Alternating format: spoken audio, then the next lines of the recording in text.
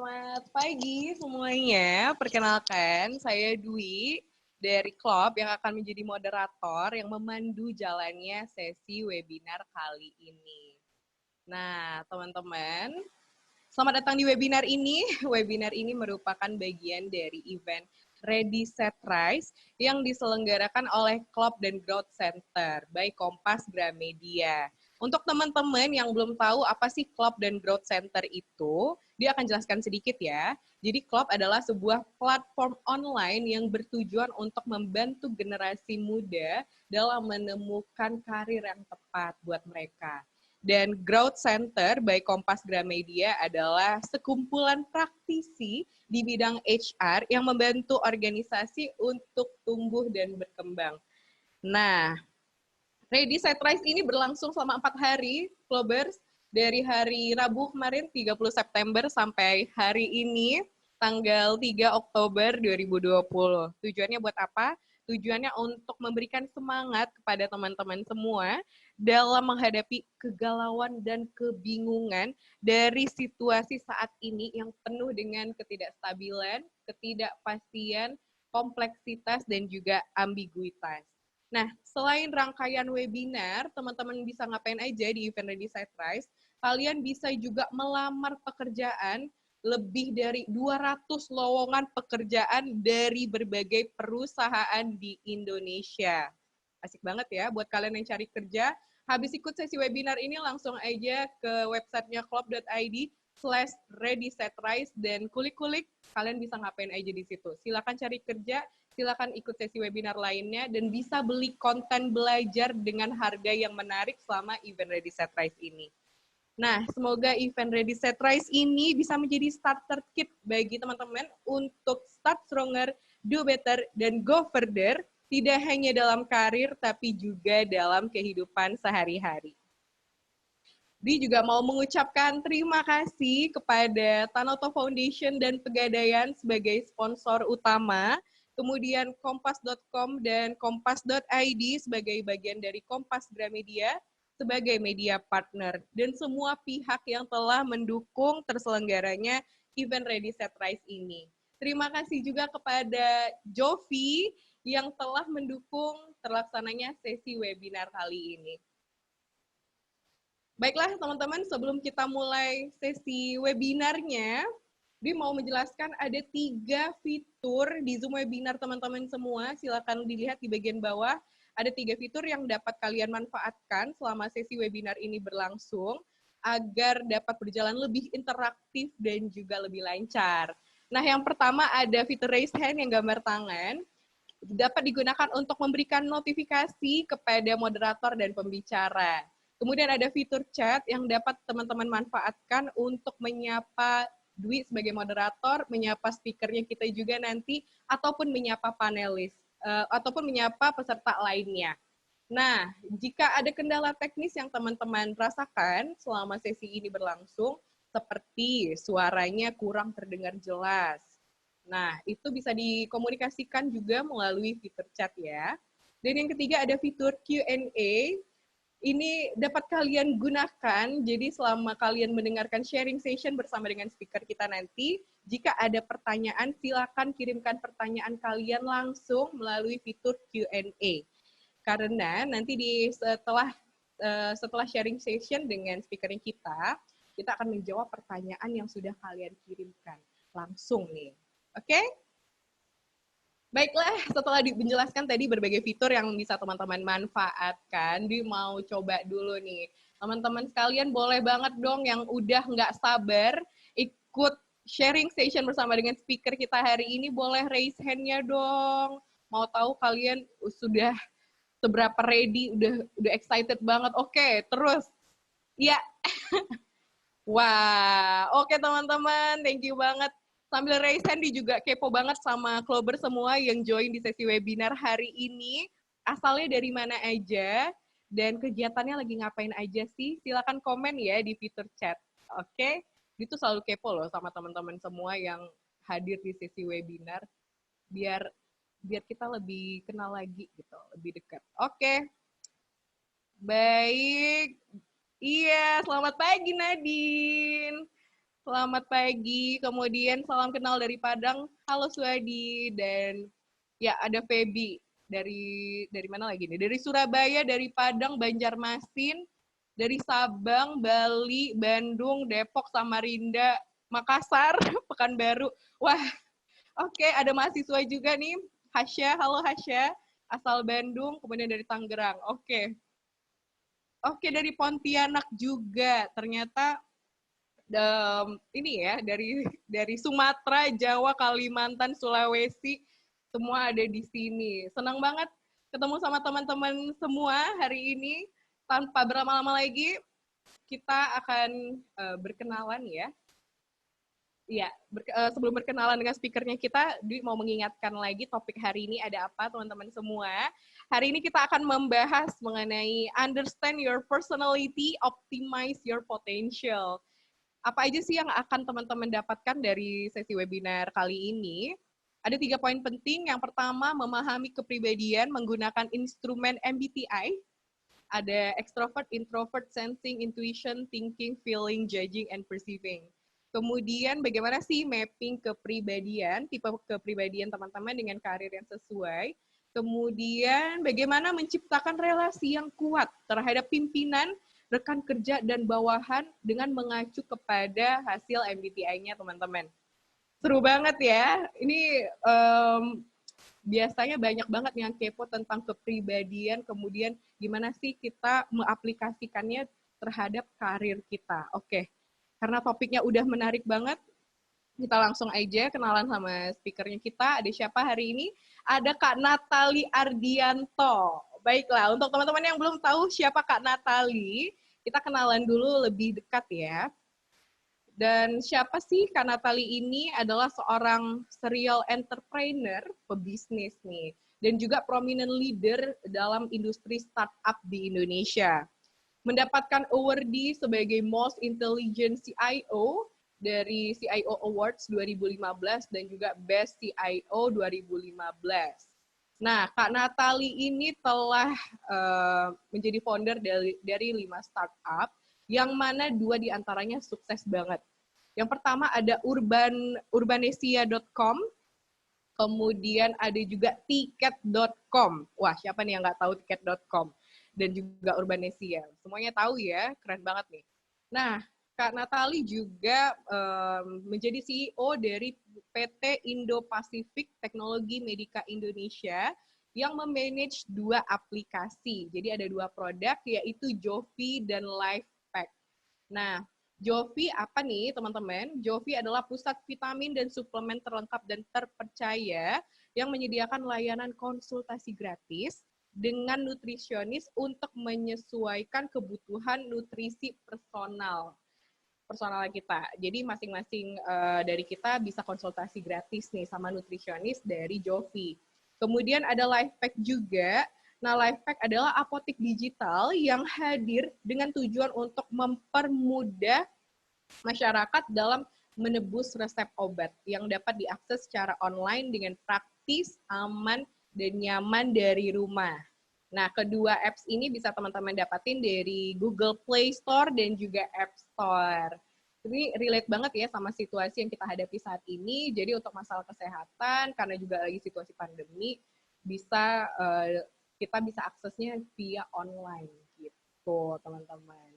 Nah, Kak Natali ini juga menjadi angel investor di 14 company sejak 2012 dan juga menjadi mentor bagi startup Indonesia. Oke, kece banget ya profilnya. Udah nggak sabar mau kenalan sama Kak Natali. Langsung aja kita sapa Kak Natali. Halo Kak Natali. Halo. Apa kabar Kak Natali? Baik. Senang sekali ya. Banyak banget yang hadir. Saya sangat happy. Padahal hari Sabtu. Iya, dan ini kita attendees-nya kita, clubbers-nya kita yang mengikuti sesi webinar Kak Natali dari ini loh Kak, dari Sumatera, Jawa, Kalimantan, Sulawesi, Bali. Wah, hampir seluruh Indonesia nih Kak Natali. Ya, aku agak merinding nih ngelihatnya ya, apa antusiasmenya dan juga dari seluruh Indonesia gitu. Jadi I hope what I'm going to share with you guys ya, itu nanti akan sangat-sangat bermanfaat bagi masa depan kalian. Iya, pastinya. Itu juga yang ditunggu sama Clubbers-nya kita nih, Kak Natali. Nah, sebelum kita mulai sharing session bersama dengan Kak Natali, Udi mau memberikan informasi nih, Kak, kepada teman-teman semua. Jadi, ada giveaway yang akan diberikan sama Jovi. Nah, Jovi dan Lifepack ya. Gimana caranya? Yang pertama, gampang banget. Kalian sudah mengikuti webinar ini, Understanding Your Personality to Optimize Your Potential. Kemudian follow Instagramnya @jovi.id dan juga @lifepack.id. Jangan lupa di-follow ya. Kemudian upload foto atau video di Instastory kamu saat mengikuti webinar sesi MBTI dari Kak Natali Ardianto.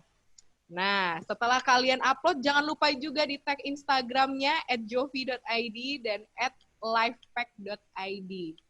Selain itu, kalian juga harus menyertakan alasan kenapa kalian yang harus menang vitamin gift dari Jovi dan juga berikan hashtag apotek digital lifepack, hashtag beli vitamin di Jovi. Oke, ini bisa kalian screenshot di layar kalian kalau misalnya takut ketinggalan informasinya, dan nanti akan dipilih nih 5 postingan terunik yang berhak mendapatkan paket vitamin bundling customized untuk 30 hari. Wah, oke banget ya giveaway-nya. Udah gak sabar kalian, jangan lupa selain mengikuti sesi webinar ini, ikutan juga giveaway-nya. Oke? Thank you banget untuk teman-teman yang udah gak sabar. Kita langsung aja nih, Kak Natali, kita mulai sesi sharing-nya ya. Siap. Oke, silakan Kak.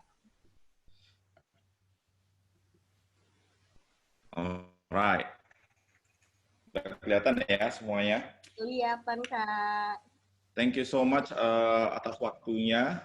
Saya langsung aja. Tadi sudah di intro banyak ya sama Kak Dwi. Jadi mungkin saya tidak terlalu banyak bercerita tentang saya gitu. Tapi saya sebagai gambaran saya sudah menjadi entrepreneur selama lebih dari 12 tahun. Dan jujur saya sendiri memulai karir jadi karyawan selama kurang lebih 4 tahun. Saya tuh seperti teman-teman yang memulainya itu dari nol gitu ya. Jadi bukan dari orang tua yang kaya atau pendidikan yang luar biasa gitu ya. Jadi saya percaya teman-teman pun bisa ya, melakukan hal yang sama seperti yang saya lakukan, tapi rahasianya cuma satu. Kalian harus memahami ya, karakter kalian sehingga kalian bisa mengoptimalkan kemampuan kalian. Gitu ya. Jadi ini saya langsung skip aja. Tadi udah diceritain ya, saya founder dari lifepack.id. Jadi lifepack.id ini co-founder saya itu dari Kanada, ya kan. Beliau keluarga besarnya tuh memiliki apotek di Amerika dan Kanada selama 40 tahun. Jadi ketika dia pindah ke sini, ya bersama saya kita membuat Lifepack ini tujuannya adalah untuk menaikkan ini level kualitas dari apotek di Indonesia, gitu. Karena mungkin nggak banyak teman-teman yang tahu kalau menurut penelitian masyarakat anti pemalsuan, ya, itu 25% obat yang beredar di Indonesia itu obat palsu.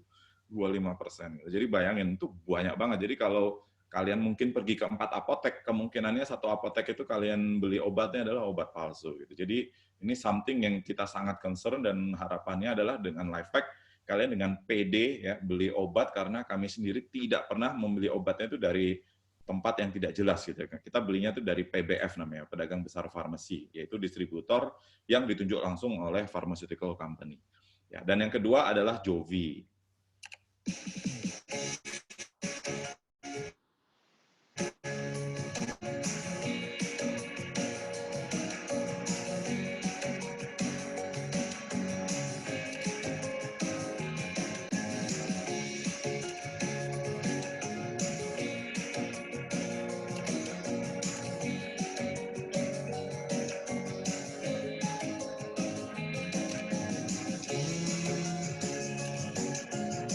Ya, jadi Jovi ini rekomendasi suplemen ya. Jadi teman-teman cukup jawab beberapa pertanyaan dari aplikasi dan nanti kita akan merekomendasikan suplemen yang sesuai gitu kan. Kenapa sih kok suplemen penting banget gitu ya? Karena gini teman-teman, Ya, kalau di Amerika, di Kanada, di Eropa itu orang sudah terbiasa mengkonsumsi suplemen ya kan. Makanya usianya panjang.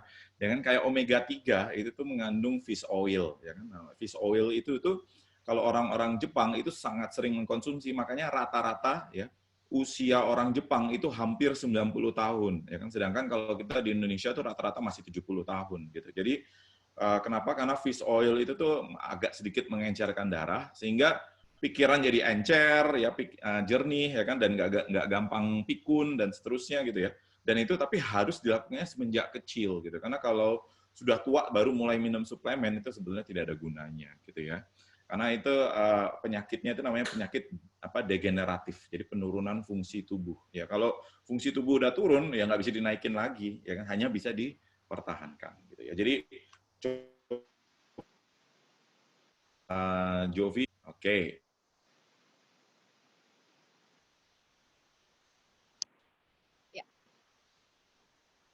Halo, Kak Natali. Ini teman-teman ya, yang mungkin bahkan sampai sekarang pun nggak tahu mau kerjanya itu apa gitu ya.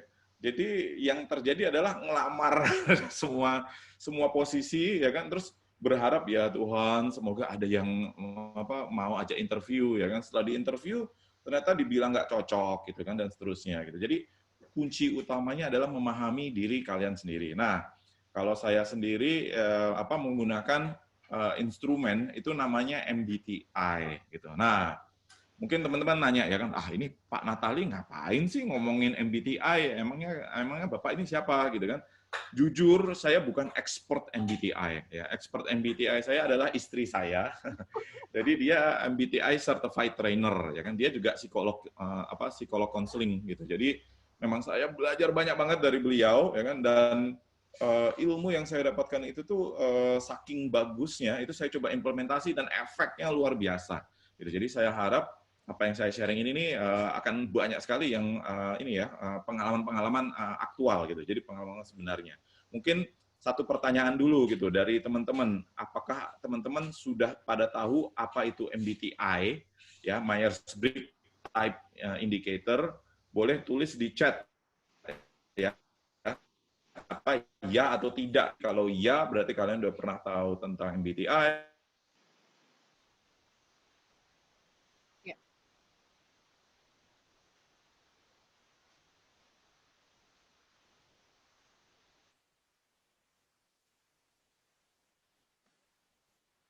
Halo, Kak Natali.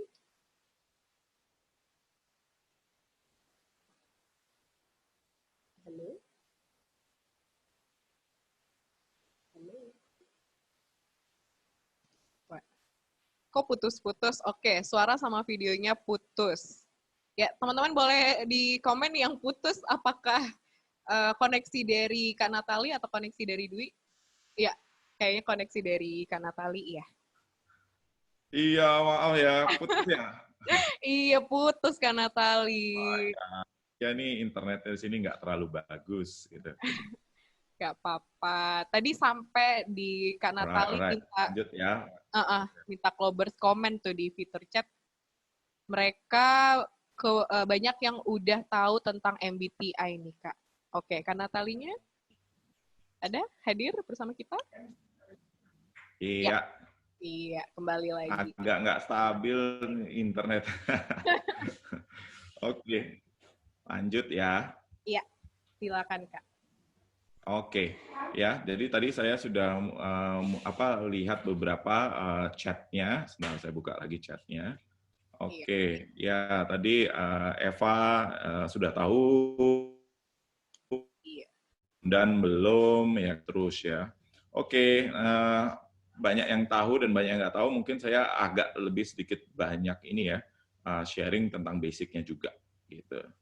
Oh, berubah-ubah. Nah, sebetulnya MBTI itu tidak berubah-ubah. Mungkin teman-teman jawabnya itu sesuai kondisi saat ini. Padahal sebetulnya MBTI itu adalah sesuai kenyamanannya kita gitu. Sesuai apa yang biasanya kita secara umum sukai gitu ya. Nanti saya akan cerita lebih banyak ya.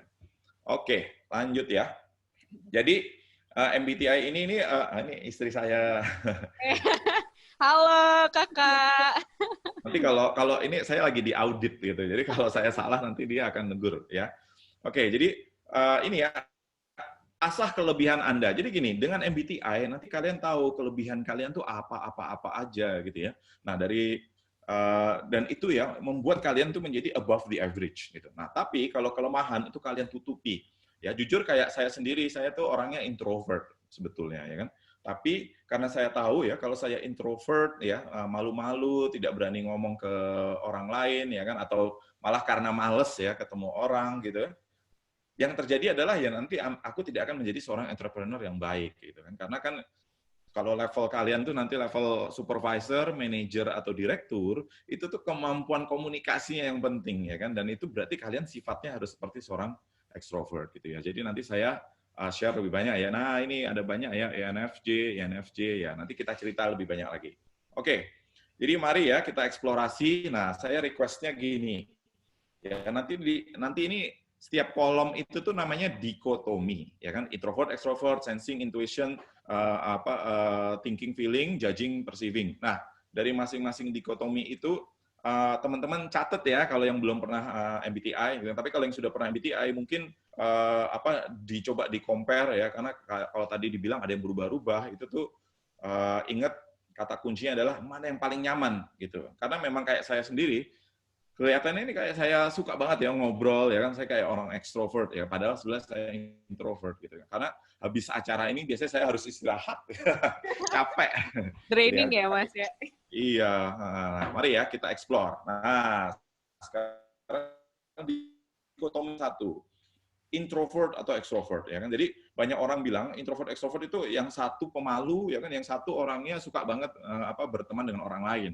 Nah, itu salah gitu ya. Jadi introvert extrovert itu bukan tentang pemalu atau tidaknya ya, tapi itu ini mungkin satu tes ya untuk kalian. Jadi kalau misalnya ya teman-teman diundang ke pesta ulang tahun. Nah, pertanyaannya, kalian itu biasanya apa yang kalian lakukan? Apakah duduk di pinggir, ya kan? Terus ngeliatin orang beraktivitas gitu ya, atau di tengah-tengah terus ngobrol, ya kan? Terus pindah-pindah orang, ya kan? Dan suka banget menjadi pusat perhatian. Nah, itu adalah seorang extrovert, ya kan? Nah, jadi introvert extrovert itu how do you get your energy gitu. Jadi kayak contohnya saya sama istri ya. Nah, jadi kalau saya sama istri itu introvert dua-duanya. Jadi kita tuh paling suka di kamar tuh menyendiri berjam-jam berhari-hari. Ya kan sebetulnya kalau mau ya yang indikator paling kelihatan itu tuh kayak misalnya gini, kalau kalian ke kamar mandi kalau lama itu introvert karena tidak ada gangguan siapa-siapa, jadi baca buku tuh bisa bermenit-menit atau bahkan berjam-jam di dalam kamar mandi gitu. Nah, tapi kalau extrovert nggak betah gitu. Nah, ini kalau lagi stres gitu kan, kenapa? Karena energinya kayaknya habis gitu. Video call tuh kayak nggak berinteraksi kayak gitu kan. Jadi mereka tuh pengen keluar jalan-jalan ya kan. Tapi kalau orang introvert itu suka banget itu masa-masa terindah karena kita nggak usah berinteraksi dengan orang lain ya kan, secukupnya aja kayak gitu. Nah, coba untuk teman-teman tulis di chat kalian I atau E gitu. Ayo tulis, saya pengen tahu seberapa banyak. Ya, Sarah Kalau I. misalnya menyesuaikan dengan kondisi gimana nih Kak Natali? Katanya sih udah Nah, baca. betul. That's a very good question, Ibu Dwi. Mbak Dwi, Kak Di. Kakak ya, harus manggil kakak ya. Jadi gini, Yang muda mah. itu namanya flexing. Ya, jadi, nah ini mungkin tadi yang bingung ya, kok saya berubah-ubah ya kan? Itu namanya flexing ya teman-teman. Flexing itu jadi gini, saya seorang introvert, tapi kalau lagi menghadapi teman-teman nggak bisa dong saya jadi introvert. Karena kalau saya introvert, saya ngomongnya gini, iya teman-teman, jadi ada dua jenis ya, introvert, extrovert gitu, oke. Ya udah lanjut. Nah, jadi boring banget gitu ya. Jadi kita harus flexing, ya kan. Nah, nanti saya akan cerita ya. Itu ada namanya kayak ceritanya kayak pindah kamar gitu ya. Jadi kalau saya INTP itu kamar saya INTP, ya kan? Tapi Ya, INTP itu kayak tidur saya lah gitu kan. Tapi kan saya pasti harus ke dapur, ke ruang tamu, ya, ke ruang keluarga dan seterusnya gitu ya. Itu tuh kayak pindah-pindah kamar gitu. Dan itulah kenapa banyak teman-teman yang bingung kok saya beda-beda ya, Pak. Nah, itu bukan masalah beda-bedanya. Itu feeling saya adalah menjawabnya tuh sesuai situasi saat ini, bukan ke apa ya, kesukaan kayak gitu ya. Wow. Ya. Nah, kalau ambivert itu enggak juga. Nah, jadi gini loh, ya. Introvert, extrovert ya dan semua karakter yang ada yang saya share nanti ini itu tuh ciptaan Tuhan ya teman-teman, ciptaan Tuhan. Jadi salah satu riset yang kita temukan adalah introvert extrovert itu tuh bisa kedeteksi semenjak bayi. Ya, semenjak usia 6 bulan tuh udah bisa kedeteksi. Caranya gimana sih, Pak? Jadi gini, kalau kalian ngelihat bayi ya kan, terus kalian berisik sedikit bayinya nangis ya, itu tuh most probably besarnya seorang introvert ya kan. Tapi kalau kita berisik banget kita ngobrol itu bayinya masih bisa tidur tenang bahkan mulai tersenyum gitu ya. Itu bayinya kemungkinan besar kalau gede jadi extrovert. Kenapa? Karena gini, ya introvert extrovert itu tuh berkaitan sama hormon ya. Jadi kalau di introvert itu hormonnya sudah sangat banyak sehingga dia tidak perlu yang namanya stimulan, rangsangan ya. Tapi kalau extrovert itu butuh rangsangan yang lebih banyak gitu. Jadi makanya ketika dia berinteraksi sama orang itu tuh hormonnya ya terproduksi ya kan sehingga dia hidupnya menjadi lebih menyenangkan, senang gitu ya. Jadi orang extrovert itu habis ketemu orang capek secara badan tapi secara psikis itu tuh happy gitu. Nah, kalau di dunia kerja sekarang ya, nah kalau di dunia kerja introvert extrovert itu tuh contohnya gini, jangan sampai kalian ya ketika ada orang extrovert terus kalian marahin, woi berisik kalian kayak gitu ya. Karena orang extrovert ya karakternya kayak gitu ya kan kalian harus menerima ya kan kalau di perusahaan saya itu kita ruangannya kita pisah dua ya.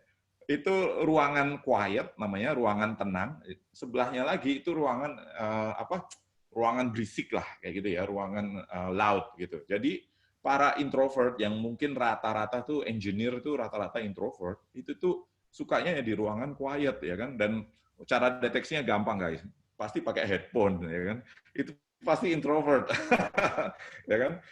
Nah, itu jadi introvert di satu ruangan ya, satu area, extrovert di area lain yang berisiknya minta ampun, tapi mereka jadi apa ya, cepat, gesit ya kan ya, komunikatif dan lain-lain kayak gitu. Nah, itulah ya kenapa pentingnya kalian bisa harus tahu introvert atau extrovert di dunia kerja ya. Karena ya ketika kita ketemu orang extrovert yang berisik ya, jangan pernah menyuruh dia berubah ya kan. Apa? Karena udah cetakan dari Tuhan ya. Baik. Kak Natali, nampaknya putus-putus ya. Flowers. Boleh banget komen di chat. Iya. Kak Natalinya hilang lagi. Nggak apa-apa, Kak Natali. Terimalah fakta ini gitu loh. Ya, Ya. Kak Natali. Tadi sempat putus-putus, Kak. Oh iya. Ya, jadi ya jadi aware, accept sama adapt. Ya. Jadi aware itu adalah kalian tahu nih. Ini ada yang namanya introvert, ada namanya extrovert, ya kalian sadari dulu gitu. Karena kalau kalian sudah menyadari hanya introvert dan extrovert, accept ya. Yang kedua, kedua accept. Jadi kalian terima gitu. Jadi orang extrovert ya kan, ya udah memang kayak gitu ya kan. Jangan dimarahin ya, tapi kita adapt. Misalnya itu menyingkir ya di tempat yang lebih quiet atau arrange ya kayak di perusahaan saya kita arrange supaya yang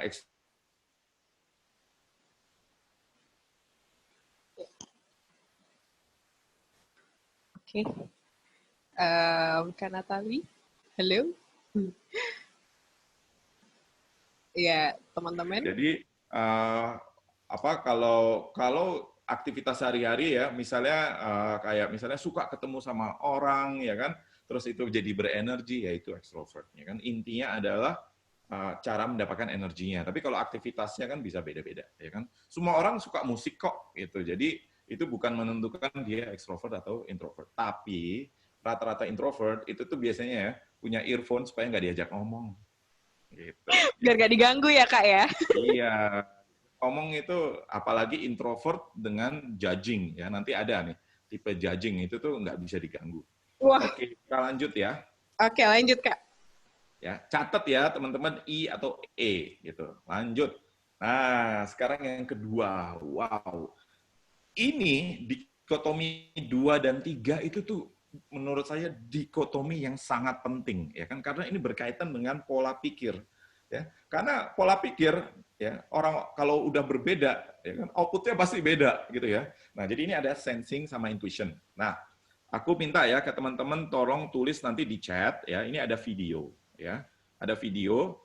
Aku minta teman-teman tulis apa yang pertama kali kepikiran ya di pikiran kalian ya tentang gambar yang saya akan share ini ya kan, dan langsung tulis di chat ya. Siap-siap ya.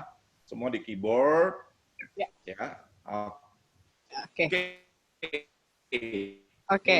Nah, what on top of your mind when you see this?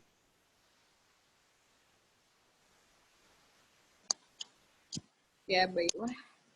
Clubbers, get ready. Yang pertama kali. Ya, apa yang terpikir pertama kali? Malam, bawang, buah. Terus, delima, pisang, buah asam, healthy, lemon, warna-warni, apel, jeruk, buah, delima, seger, bulat, buah-buahan palsu. Ya, lemon, rainbow, ya kan? Asam. Nah, ya.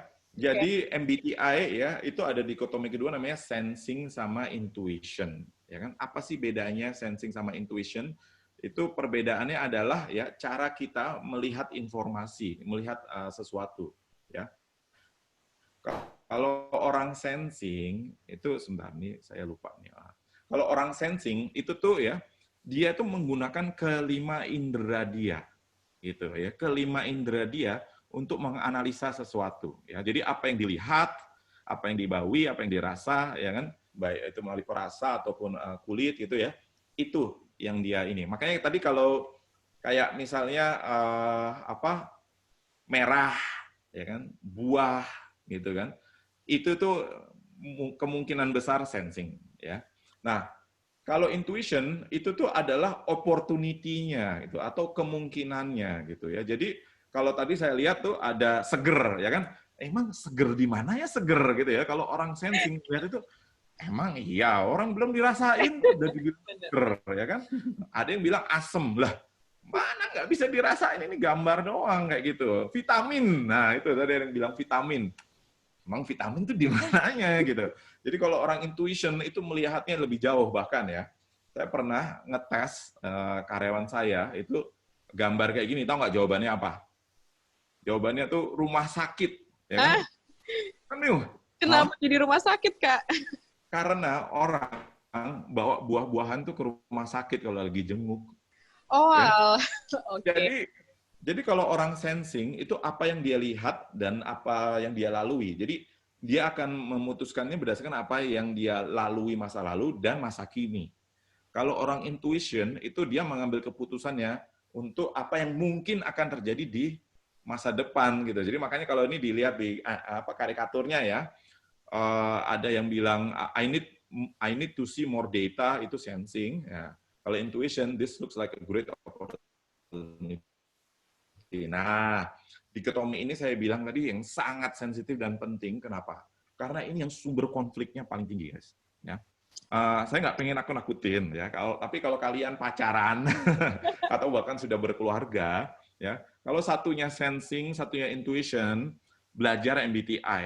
Ya, kenapa? Supaya kalian bisa saling memahami pasangan. Karena kalau enggak ya, menurut riset, ya, 50% perceraian itu karena dikotomi kedua ini sensing intuition yang berbeda. Gitu. Contoh nih ya. Biasanya kalau rata-rata entrepreneur itu intuition ya. Itu tuh gini. Wah, ini ada ide bagus nih ya kan, ini ya kan nantinya pasti gini ya kan. Pokoknya ada kata nantinya ya kan, di masa depan dan seterusnya. Nah, begitu ngomong sama orang sensing akan bilang gini, kamu ngurusin anak aja belum becus, sudah mulai mikirin yang lain-lain. kamu belum cuci piring, ya kan? Kamu pokoknya kalau dibilang tuh N itu tukang ngegas, S itu tukang ngerem. Ya kan? Oke. Bayangin kalau ngegas ngerem diinjak berbarengan, apa yang terjadi? Rusak, ya kan Pas dong. mobilnya. Sumber Gitu. pertengkaran nih kebanyakan berarti gara-gara perbedaan dikotomi yang ini ya, Kak ya? Iya, karena gini kan ya kayak tadi ya, ada yang bilang merah, kuning, tapi ada yang bilang seger, ya kan? Itu kalau kita nggak memahami bahwa pasangan kita mungkin pola pikirnya berbeda, oh konflik, ya kan? Apalagi gini, misalnya kalian punya bos nih, bosnya sensing, ya. Berarti apa tugas kalian? Tugas kalian adalah menyuguhkan dia sebanyak mungkin data, ya kan? Fakta itu harus disuguhkan. Pak, ini Pak, menurut riset ya tahun ini ya kan sekian persen itu gini gini gini gitu. Kalian harus kayak gitu. Karena kalau enggak orang S itu tidak percaya, ya kan? Enggak mungkin kayak gitu. Nah, tapi kalau orang N ya itu yang kalian suguhkan adalah kemungkinan gitu. Jadi kayak misalnya Pak, potensinya adalah revenue-nya sekian miliar Pak kan. Oh iya that's good kayak gitu. Ya kan? Jadi ini ya, dengan memahami MBTI ini, itu tuh kalian nanti bisa ya menyesuaikan sehingga kalau bosnya ternyata tipe sensing atau bosnya tipe intuition, kalian bisa mengadjust ya cara kalian mengkomunikasikan sebuah pemikiran kalian. Gitu. Oke nggak? Oke ya. Nah ini sensing sama intuition itu ada lagi contohnya tuh kayak apa ya? Apa yang contohnya? Sensing intuition. Sensing suka keteraturan dan Oh iya, betul. rutinitas. Rutinitas, ya. Sensing itu suka rutinitas, gitu. Jadi makanya orang finance, ya kan, pegawai negeri itu rata-rata tuh sensing karena itu rutinitas yang berulang-ulang, gitu kan. Nah, tapi kalau intuition itu suka challenges, gitu, suka perbedaan, suka perubahan, kayak gitu. Jadi makanya kalau di company saya engineer itu intuition, biasanya timnya saya pindah-pindah, gitu, atau projectnya dibikinnya berbeda total. Karena yang beda total challenging itu yang dia suka, ya kan? Ingat loh, kemungkinan-kemungkinan. Tapi kalau orang sensing untuk melalui sesuatu yang dia belum pernah lalui itu tidak nyaman. Makanya kalau dia harus melalui something yang dia sudah familiar, dia senang banget, gitu ya. Jadi kebayang ya untuk kalian juga kalau ternyata saya tipenya sensing, ya itu most probably keteraturan itu yang kalian suka, gitu ya. Jadi kayak finance tadi itu kan rutinitas ya kan, melakukan hal yang sama berulang-ulang itu happy. Gitu. Lanjut ya. Lanjut Kak. Thinking sama feeling gitu. Nah, thinking sama feeling ini nih ya, itu adalah dikotomi ketiga yang menurut saya juga itu paling sensitif dan paling penting ya kan. Karena ini adalah bagaimana kita mengambil sebuah keputusan ya berdasarkan hati atau berdasarkan logika. Wah. Gitu ya. Ketebak ya. Kalau thinking itu logika, kalau feeling itu hati. Nah, contohnya apa ya? Contohnya kayak gini. Ketika ini contoh aja ya, harus PHK. Ya, ketika pimpinan harus mem-PHK orang, itu tuh ya, kalau orang thinking itu kemungkinan kita harus PHK sekian orang supaya company-nya bisa bertahan lebih lama lagi. Langsung execute. Tapi kalau orang feeling ya ketika melalui PHK, wah itu tuh nangis-nangis dulu ya kan.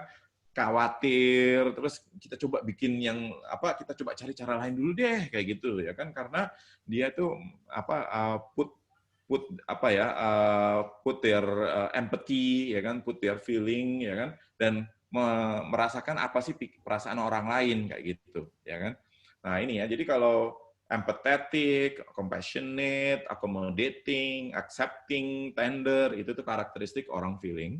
Logical, reasonable, questioning, critical, sama tough itu tuh orang thinking. Nah, kebetulan saya sama istri itu MBTI-nya beda kalau yang ini, thinking sama feeling gitu.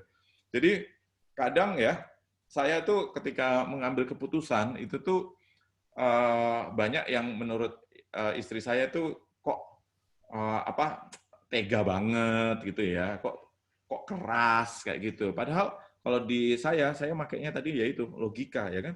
Ya kalau kita nggak giniin nanti bermasalah dong gitu kan. Ya kan. Jadi seperti itu. Nah, mungkin kalau pasangan saya itu selalu cerita tuh tentang pengalamannya dia ya. Gini, naik becak kayak gitu. Nah, jadi dia naik becak sama temennya, ya kan. Nah, tukang becaknya bilang ongkosnya ini misalnya ya 10.000 rupiah, gitu kan. Tapi ketika di perjalanan, loh ini kok jauh banget sih, gitu kan. Nah, pasangan saya itu pengen ngasih lebih, gitu. Nah, apa yang terjadi adalah temennya bilang gini, loh jangan dikasih lebih, gitu kan. Loh kenapa, gitu kan. Kalau kamu kasih lebih itu merusak sistem, gitu kan. Pasaran. Merusak pasaran, gitu kan. Ya nanti yang lain-lain, tukang becak yang lain-lain ketika tahu loh, ini kok ada yang ngasih 20.000 ya, bukan 10.000, pada mintanya 20.000 nantinya, ya kan. Itu merusak pasar, gitu. Tapi kalau pasangan saya yang tipenya feeling itu tuh bilangnya lah, kan nggak ada yang tahu kan, dan ini saya kan kasihan becaknya perjalanannya jauh banget kayak gitu ya, bayangin itu ya kan, konflik gitu ya kan, padahal dua-duanya benar ya kan. Yang thinking itu adalah ya memang memikirkan resiko-resiko dan bahayanya ketika orang dikasih lebih gitu, karena nanti ya orang lain akan minta lebih ya kan. Sama kayak gini lah kalau di perusahaan itu kan, kalau saya naikin gaji A, yang lain pada minta naik.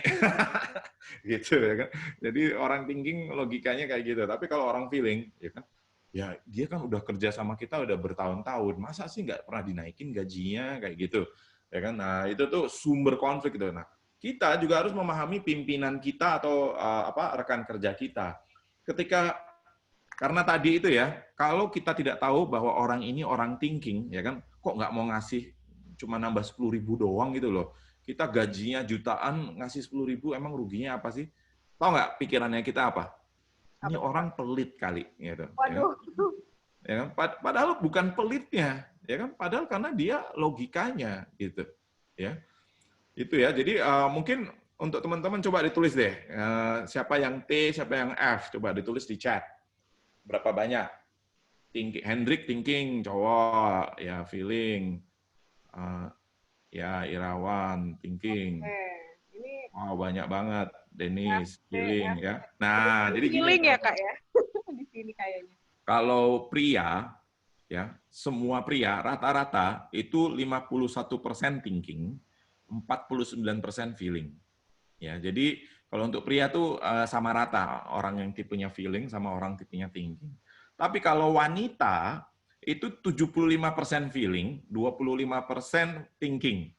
Gitu. Jadi makanya kenapa banyak wanita itu yang empathetic sekali ya kan. Jadi mereka jauh lebih baik kalau yang berkaitan sama orang lain gitu, sama manusia gitu. Kalau human HR, orang HR rata-rata itu yang paling banyak itu wanita ya kan. Kenapa? Karena empatinya ada gitu ya kan. Dan ini juga untuk teman-teman nih, kalau nyari kerjaan ya kan, antara logika sama feeling itu tuh sangat-sangat mempengaruhi. Itu nanti saya akan cerita lebih banyak lagi ya. Saya tengah-tengah. Nah, itu ya flexing gitu. Jadi kalian bisa aja orangnya logis, kalian bisa juga orangnya feeling. Mungkin pada bilangnya ambivert, tapi kalau saya percaya pasti ada yang jauh lebih kuat kayak gitu ya. Kita lanjut ya. Nah, ini yang terakhir dikotomi keempat itu judging dan perceiving gitu ya. Jadi apa sih judging sama perceiving? Apakah ini judging orang? Enggak ya.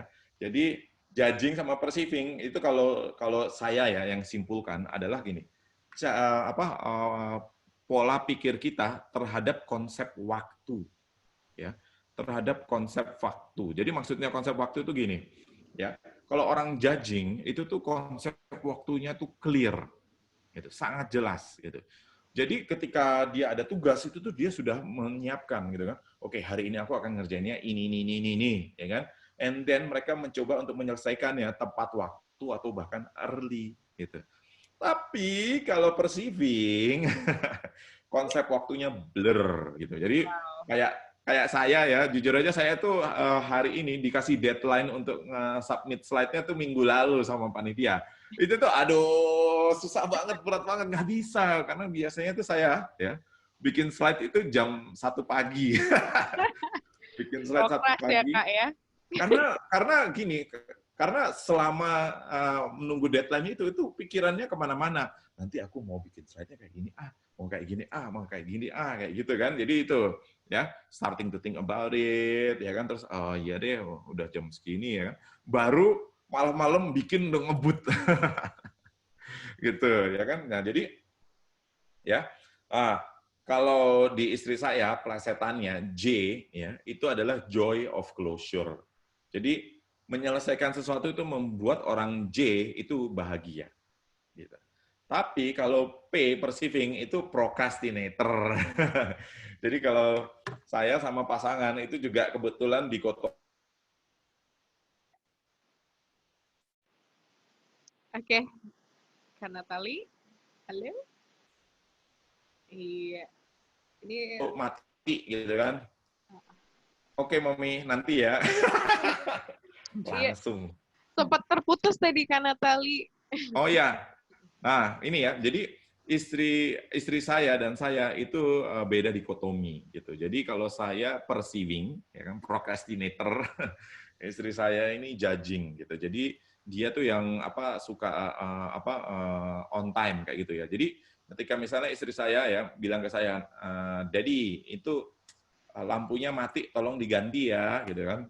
Terus biasanya jawaban orang perceiving itu gini, oke, nanti ya, gitu, nggak langsung gerak, ya kan? Nah, nantinya itu tuh hanya Tuhan sama saya yang tahu, gitu kan? Bisa besok, bisa lusa, bisa tahun depan, kayak gitu. Makanya dengan teknik-teknik ya, itu tuh kita bisa melakukan contoh nih, ya kan? Oke, boleh nantinya kapan, gitu. Atau misalnya kalau tekniknya istri saya itu nanti ada tamu minggu depan, ya. Kalau boleh kerjainnya sebelum minggu depan ya. Oke, kayak gitu ya. Cukup kayak gitu itu. Jadi dikasih time limit karena kalau dilihat ya deadline sebetulnya akhirnya sama mencapai deadline, cuman kalau nggak di-define si perceiving ini deadline-nya ya molor kemana-mana. Nah, di dunia kerja ya, jadi di dunia kerja itu tuh contohnya kayak gini nih. Saya pernah ya tim project manager itu tuh marah-marah terus gitu kan, marah-marah terus ke karyawan ini ya. Jadi karyawan ini dibilangnya tuh lambat ya kan, tukang telat ya kan dan seterusnya. Nah, kalau saya bos yang hebat memuji diri sendiri ya. Saya tanya karyawannya, "Bro, ya kan kenapa sih kok ini sampai komplain gitu ya kan?" "Iya kok, jadi aku dipanggilnya Koko ya, jadi yang namanya Kokonat." Kokonat. Kokonat ya kan. Jadi kalau saya sudah selesai, itu saya kasih ke QA ya kan, quality assurance. Tapi begitu QA selesai, itu saya cek lagi kayak gitu ya kan. Kenapa kok bisa kayak gitu? Karena perceiving itu nggak peduli waktu. Ya kan? Jadi terus juga misalnya kayak gini. Saya tuh kalau codingku itu tuh suka mikirin masa depan gitu. Saya takut codingan saya tuh nanti merugikan orang lain. Jadi saya harus bikin sebagus mungkin, serapi mungkin, dokumentasinya detail ya kan supaya tidak merugikan orang lain gitu. Nah, jadi kalau aku selalu bilang tuh gini ya, J itu kalau diminta inputnya A, outputnya pasti A. Tapi kalau P diminta input A, outputnya bisa A+, gitu. Ya, kenapa? Karena dia ini memikirkan banyak hal gitu, ya kan. Kalau orang J itu dikasih tugas A ya dikerjain sampai selesai ya, tapi dia menghindari terlalu banyak nambah-nambah supaya on time gitu, ya. Nah, jadi cara kita menghadapi orang-orang seperti ini kerasa kan bedanya? Jangan kalian orang yang tadi telat-telat itu dimarahin ya. Yang saya lakukan adalah kayak gini, bro. Kalau kebetulan ya dia tipenya F ya, dia tipe feeling, dia tipe perceiving. Jadi yang saya lakukan kayak gini, bro. Lo bayangin bro, temen lo jadi telat karena harus nungguin lo, ya kan? Jadi kalau bisa ya kita usahakan semua on time sehingga kalau kamu selesainya on time itu bisa diterusin ke temen lo yang berikutnya dan dia jadi nggak telat kan kasihan dia kalau telat ya karena orang F itu mikirin orang lain terus gitu ya kan. Jadi dengan mengkombinasikan itu dengan kita tahu MBTI rekan sekantor ya kan atau bos ya kita tuh bisa bukan manipulasi lah, tapi mengadjust ya. Tadi aware, accept, adapt ya, mengadapt diri kita supaya sesuai dengan ya perilaku orang yang lagi kita hadapi. Gitu. Kebayang ya? Jadi coba kalau di sini aku pengen tahu judging perceiving, tolong tulis ada berapa banyak yang J, ada berapa banyak yang P. Ya, Tirza J, JP. Tirza. Wow, P Rame banget nih, banyak, Kak. J banyak. Iya. Nah, J itu kayak gini ya guys, kalau di kantor nih, J. Ya kan? Misalnya pasangan saya J, ketika lagi mengerjakan sesuatu, terus saya bilang, Mami, bisa nggak kesini sebentar? Ya kan? Jawabannya tuh kayak gini, tunggu ya, aku selesaiin ini dulu. Wah, Ya. Tapi kalau orang P, ya kan, Nat, lo bisa nggak ini? Ada apa? gampang banget terdistract ya, Kak ya? gampang banget distracted. Itu permasalahannya orang P. Nggak boleh terlalu berisik. Itu permasalahannya orang P gitu. Jadi Ya. itu gampang terdistract oleh hal-hal lain kayak gitu. Dan kadang tuh dia tuh pengen ngerjain semuanya banyak, tapi jadi nggak selesai semua. Kalau dia itu ngerjainnya one by one kayak gitu. Ya, jadi jangan sebel sama orang J yang apa sih nagging terus gitu kan. Ya karena dia takut gitu ya. Contohnya ini anak saya. Anak saya kan ada dua, satu J, satu P. Ya. Mereka itu jam 6 pagi dijemput bus antar jemput. Ya kan? Nah, yang J itu jam 6 itu tuh sudah duduk di teras. Gitu. Dan itu tuh gini, takut gitu. Dia takut antar jemputnya telat. Karena kalau dia dijemputnya telat, sampainya telat gitu. Pikirannya dia kayak gitu. Jadi dia udah duduk di teras. Ya. Nah, anak saya yang perceiving itu duduknya di ruang keluarga lagi nonton Netflix sambil baring. Aduh, Belum pakai banget, sepatu. Kak. Santuy banget. Nyantai kayak gitu ya kan. Begitu tin gitu kan, nggak langsung gerak, dia langsung gitu. Terus pakai sepatu, antar jemputnya nunggu 5 menit dia pakai sepatu kayak gitu. Bahkan sering ya, tin dia baru bangun tidur. Agak. Tapi kalau yang J ya, bel bunyi langsung mandi. Gitu. Jadi makanya ya Nggak pernah dibangunin. nggak perlu dibangunin gitu. Kalau yang P, waduh, dibangunin terus ya kan. Jadi kita melakukan banyak teknik ya. JO yang ngomong-ngomong J itu apa itu Mami yang untuk apa kesenangannya itu duty dulu ya. Iya. Duty dulu selesai baru kesenangan. Tapi kalau perceiving kesenangan dulu baru duty. Gitu. Jadi motivasinya pleasure kalau untuk perceiving, ya, kalau judging motivasinya adalah to avoid pain. Pain, jadi judging menghindari pain, ya kesulitan. Kalau perceiving itu untuk pleasure, untuk kesenangan, gitu. Jadi anak saya yang tukang telat tadi itu tekniknya adalah kayak gini. Nggak bisa ya anak tukang telat itu dibilang nanti kamu telat loh dijemputnya, gitu.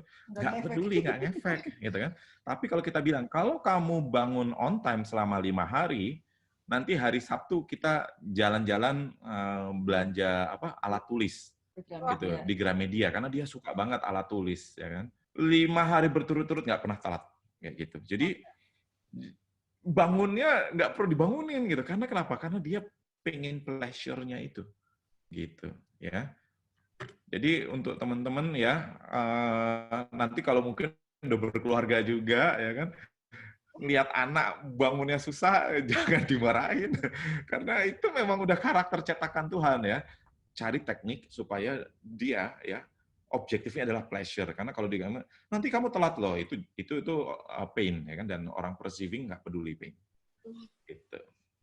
Ya, seru ya. Menarik banget Kak Natali. Iya. Seru lah gitu ya. Nah, jadi itu ya. Jadi INTP. Nah, sekarang udah ada 4 dikotomi ya. Coba dong ditulis MBTI-nya dari awal ya. I atau E, S atau N, F atau P, F atau J, F atau T, J atau P. Nah, gitu ya. ISFJ. Kalau dilihat nih mostly introvert nih Kak awalnya nih. Banyakan yang banyak nih kalau introvert gitu. ya, INTP dong. Oh, saya juga INTP. ENFP. Ya, ENFP. Oke. Ya, ini cepet banget saya jadi nggak bisa ngeliat namanya juga nih. Diptraya ENFP. Oh, oke. IT ENFP. Pokoknya kalau wanita rata-rata tuh lebih banyak F-nya, ya kan? Ya, sip. Thank you so much. Ya, kabar. Sudah Ya, jadi jadi tahu nih. ini ya, itu judging sama perceiving, ya kan? Jadi kalau judging itu decisive, thorough, highly organized, they value clarity, predictability and closure, ya kan? Preferring structure and planning gitu. Jadi kalau traveling ada orang J, ya kita nyantai karena orang J mikirin habis ini kita ke sini, habis ini kita ke sini, ya kan? Tapi bisa aja sehari dia mau ke 6 atau 7 lokasi, ya kan? Gitu. Kalau orang P, ya udah yang penting kita udah beli tiketnya. Nanti Iya. mau kayak apa, ya kan di sana aja, ya kan? And then ujung-ujungnya cuma 1-2 tempat gitu kan, karena nyantai banget di satu lokasi gitu. Itu Santuy perceiving banget ya. ya. They're very good at improvising and spotting opportunity. They tend to be flexible, relaxed, non-conformist who prefer keeping their option open. Nah, oke, ini ya. Nah, ini dia. Oke. Yap, ini adalah pekerjaan yang cocok ya untuk masing-masing MBTI gitu. Nah, ini ya boleh kalau kakak sharing ya. Kakak itu INTP ya. Nah, itu INTP ada di paling bawah nomor 2 ya. Independent and creative problem solver. Jadi komputer programmer, software designer, financial analyst, arsitek, college professor, ekonomis. Saya itu coding dari SD. Wow. Saya itu kelas 6 SD udah mulai coding, ya kan. Jadi apa bahasa pemrograman apapun saya udah pernah coba, ya kan.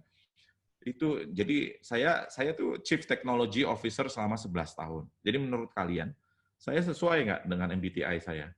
Sesuai, padahal saya belum tahu MBTI, ya.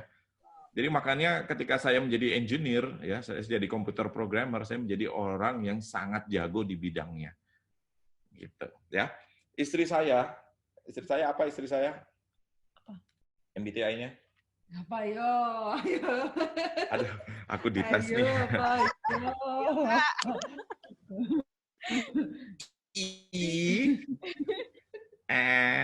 INFJ, ya, INFJ. Kita cari INFJ mana INFJ. Nah, itu baris ketiga paling kanan, ya. Thoughtful, creative people driven by firm principle and personal integrity.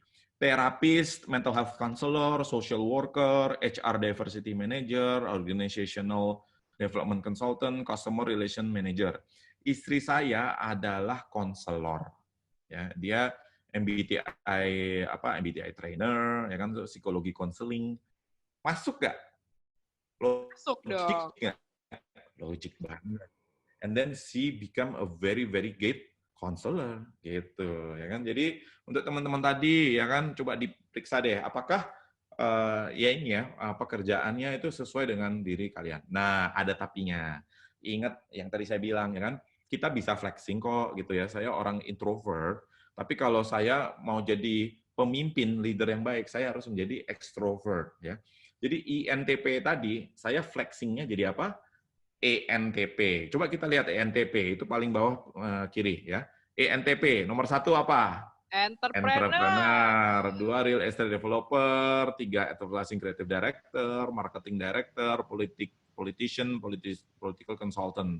Ya, jadi saya harus flexing menjadi extrovert, ya, karena entrepreneur is all about communicating with the employee, with the staff. Kalau orang entrepreneurnya introvert, ya kan, nggak pinter mengkomunikasikan visi misi, karyawannya nanti bisa kemana-mana gitu loh, nggak jelas kerjaannya, ya kan, and then company-nya jadi nggak clear gitu. Ya, jadi itu ya teman-teman. Dah, yuk kita latihan nih ya, mendeteksi personality berdasarkan job desk. Contohnya customer service. Menurut kalian customer service harusnya introvert atau extrovert? Coba ditulis, kira-kira customer service introvert harus atau extrovert? Tulis. Extrovert, pinter, yeay. Ya, extrovert kenapa coba? Karena Kan dia ngangkat telepon, ya kan, dengerin orang. Kalau orang introvert, habis itu capek. Tapi kalau orang ekstrovert ngangkat telepon seneng banget gitu. Kita di tiket.com itu dulu CS itu ngangkat telepon rata-rata 3 menit. Bayangin 3 menit. Berarti kalau dia shift-nya 1 jam aja itu bisa 20 kali ngangkat telepon. Ya kan luar biasa nggak? Ya kan kenapa? Karena seneng banget gitu loh, nggak akan capek. Mungkin capeknya secara badan tapi secara psikis happy gitu ya. Nah, itu udah ada yang ngasih bocoran tuh. Nah, yang kedua, dikotomi kedua, kira-kira dia harusnya MBTI-nya intuition atau sensing. Ayo coba tulis N atau S. S, betul. Iya, S, pinter. Kenapa? Karena repetitif, ya, berulang-ulang. Kalau orang N harus melakukan hal yang repetitif, ya, sebulan 2 bulan resign. Bye. Makanya orang marketing banyak yang N. Kenapa? Karena hal-hal baru, challenge-challenge baru kayak gitu, ya kan?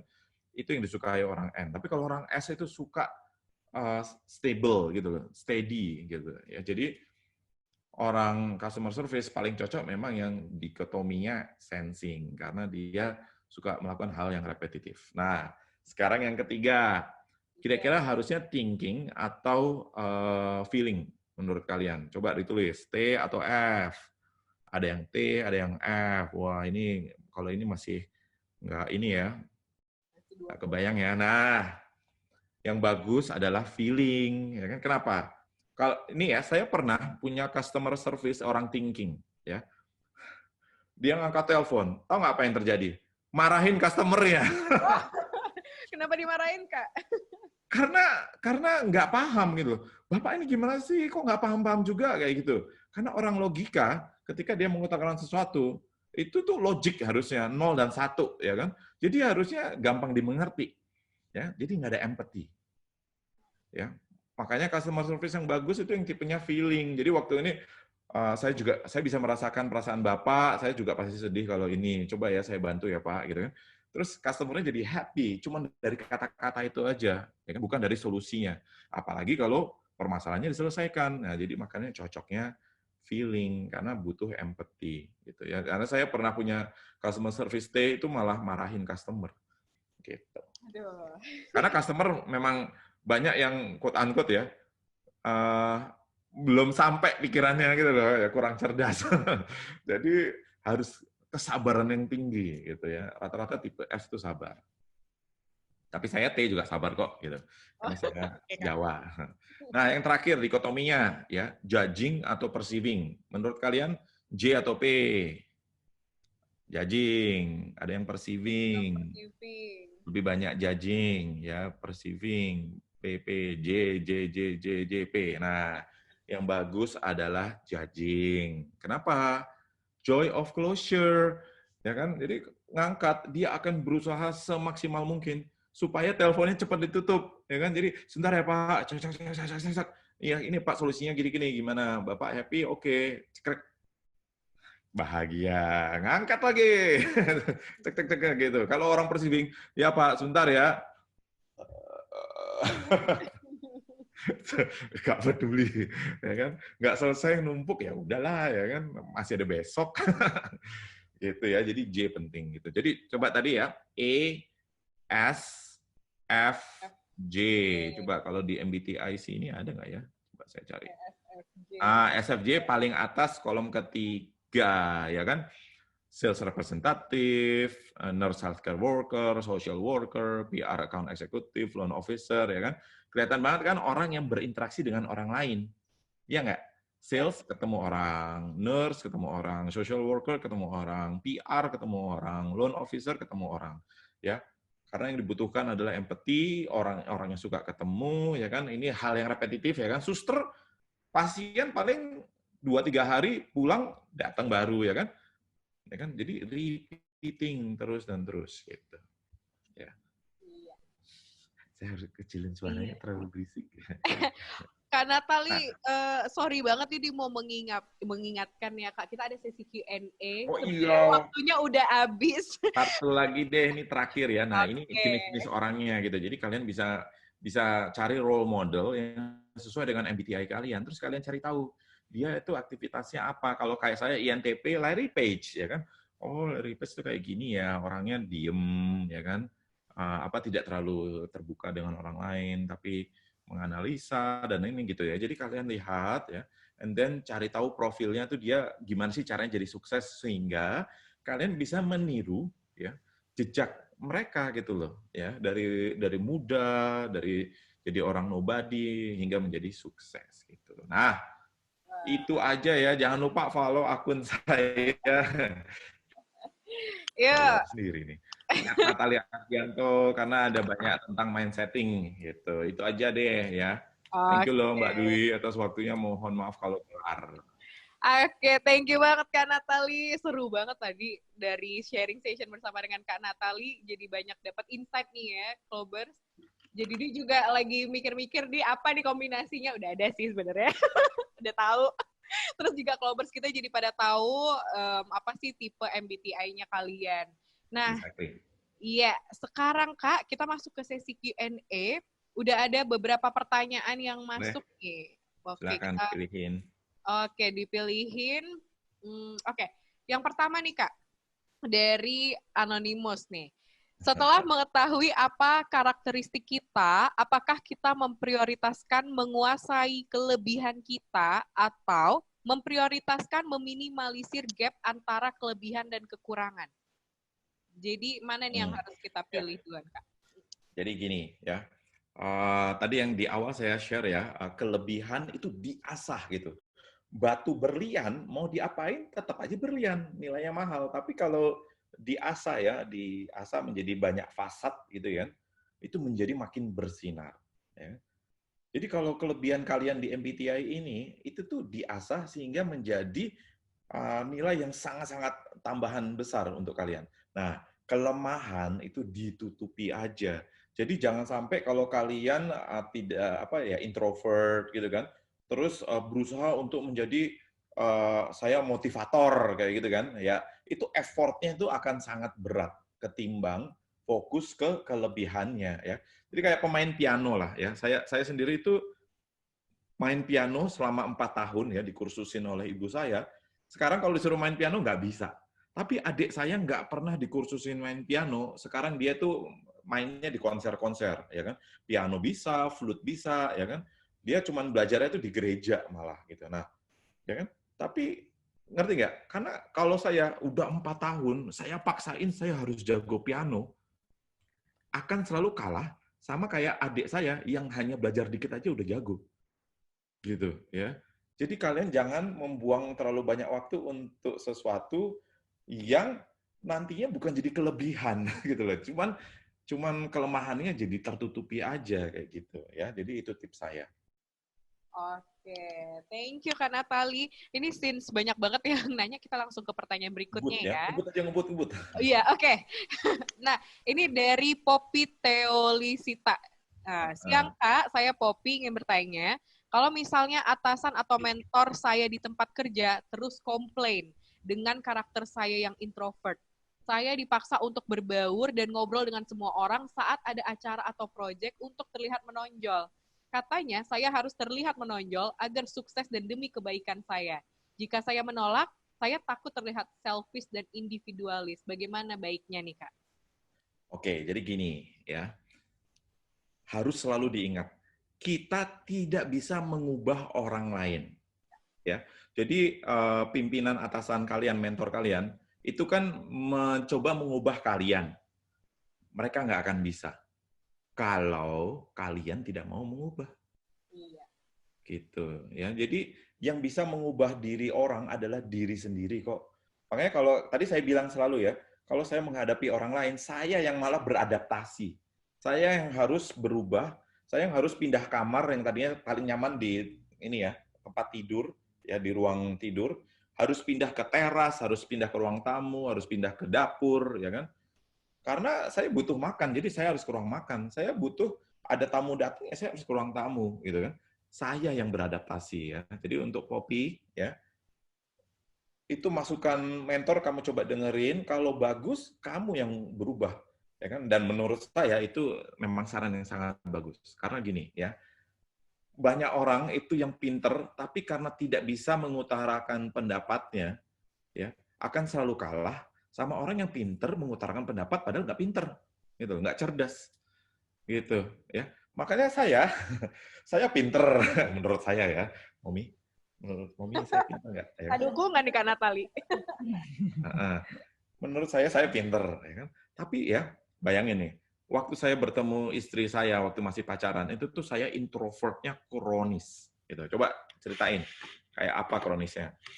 Saking kronisnya kalau diajak ngomong cuma jawabnya 2, iya atau tidak. Waduh. Robot, gitu kan? Bahkan budenya dia bilang ini kayak di kuburan ya, sepi, Kayak di kuburan. gitu, ya kan? Terus saya sadar kalau saya kayak gini terus, ya, kalau saya lihat para leader itu tuh pinter mengkomunikasikan pemikiran dia, ya kan, sehingga pesannya tercapai. Jadi makanya saya begitu lulus kuliah ya teman-teman, kan saya coding tuh, saya tuh tukang proyek, bahkan saya di zaman kuliah, sambil istri saya biar kelihatan, di zaman kuliah itu saya proyeknya tuh proyek-proyek Jerman, yang satu proyek aja bisa 5.000 euro, ya kan? Ada tapinya, ya kan? Saya nggak bisa ngomong, ya kan? Makanya proyek Jerman itu kan pakai chat, ya kan? Nggak perlu ngomong, jadi senang, ya kan? Nah, makanya begitu saya lulus kuliah, saya ngajar 2 tahun, gitu, untuk memaksa diri saya supaya bisa berkomunikasi. Gitu. Dan istri saya ngasih saya buku namanya How to Win Friends and Influence People. Itu bagus banget ya, teman-teman harus baca. Istri saya baru baca usia 17, saya baru baca usia 22, dan saya nyesel baru baca usia 22. Andaikan saya baca lebih early, itu sangat-sangat membantu mindset ya. Tapi ingat loh, buku itu tidak mengubah kalian. Yang bisa mengubah kalian itu diri kalian sendiri, keinginan kalian sendiri. Gitu ya. Oke, thank you. Dale Carnegie ya, How to Win Friends and Influence People. Thank you, Mas Adam ya. Thank you Kak Natali dan istri Kak Natali. Halo, terima kasih juga. Oke, kita ke pertanyaan berikutnya nih Kak dari Relisa Nuri Shiva. Katanya, halo Kak, izin bertanya, bagaimana cara mengelola me time agar sebentar namun berkualitas? Bisa nge-boost energi dengan cepat karena keterbatasan waktu untuk tetap bekerja dan bertemu orang kembali.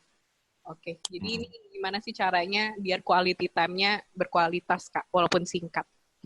Iya, jadi pahami karakter juga ya, kayak contohnya tadi introvert, ya kan, itu harus kesendirian, gitu, ya kan. Jadi memang kayak contohnya pasangan saya ini kalau habis aktivitas seharian atau 2 hari gitu, memang me time-nya ya berhari-hari, gitu kan. Jadi ini kata kuncinya cuma manajemen waktu aja kok, gitu. Ya kan? Jadi, manajemen energi, benar. Manajemen energi, karena contohnya ya kayak saya ya. Saya sendiri itu kalau sudah coding berhari-hari, kan pasti bosen, ya kan? Tahu nggak apa yang saya lakukan? Saya itu main game. Ya kan? Karena kan sendiri nggak perlu interaksi sama orang, main game. Tapi saya pinter gitu loh. Saya pilih game yang selesainya bisa cepat. Jangan pilih game tuh yang RPG yang nggak kelar-kelar. Nanti main game lulu kayak gitu, ya kan. Saya pilih game yang saya tahu kalau di review-review tuh bilangnya ini 20 jam selesai, ya kan, 10 jam selesai kayak gitu. Itu lama juga ya, kata istri lama 20 jam. Pantesan. Saya kalau main game tuh malam-malam tuh, jam 11 malam sampai jam 3 pagi kayak gitu. Tapi bangun jam 7 masih seger gitu kan, udah terbiasa gitu.